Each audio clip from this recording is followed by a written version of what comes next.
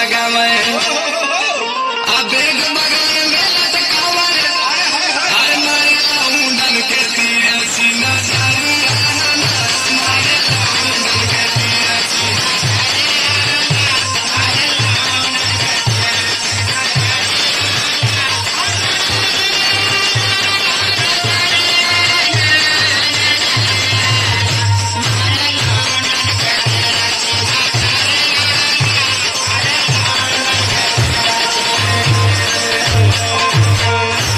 सुना है राहुल भैया। अरे यार एक पहनावा उड़ावा जैसे श्री देवी खेल के। अरे हम सुना पहले सुनाओ भाई सुनावा। अरे इनकर ऐसन ठाट बाट अरे इनकर ऐसन ठाट बाट खाली रोज बिजहुआ में चाट अमर करत है नरेगा में नौकरी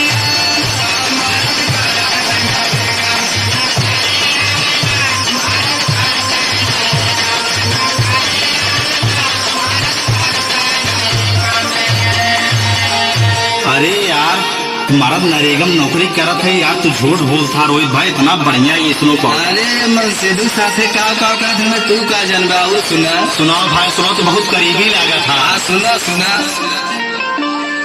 अरे अपन गद्दा डबल बिछावे अच्छा तकिया गोले के लगावे और रोज तिया से मिजावे कमरी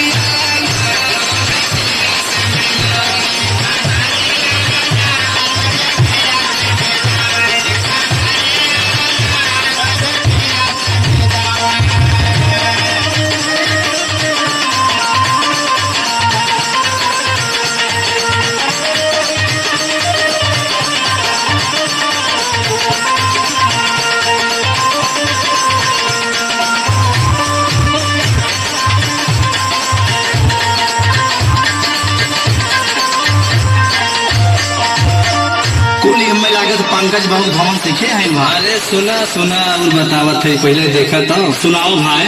अरे भौजी पावे जब ना खैनी क्या बात है रोहित भाई। अरे सुना तो भैया सुनाओ भाई।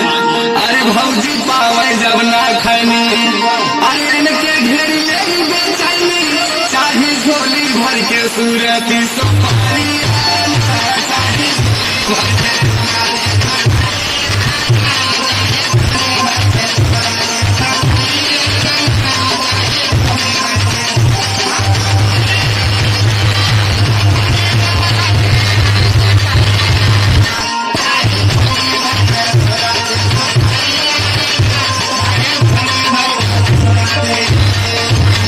यार हम तो भौजी बड़ा निक। सुनाओ सुनावा।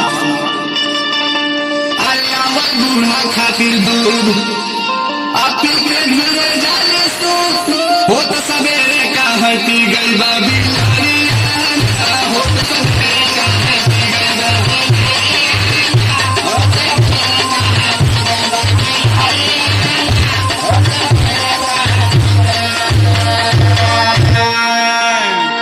अरे शादी की हाजिन मोरे भैया तू तो कहीं नहीं है। अरे नहीं तो भोई बैलूगा राहुल रोहित रही है भैया बिन में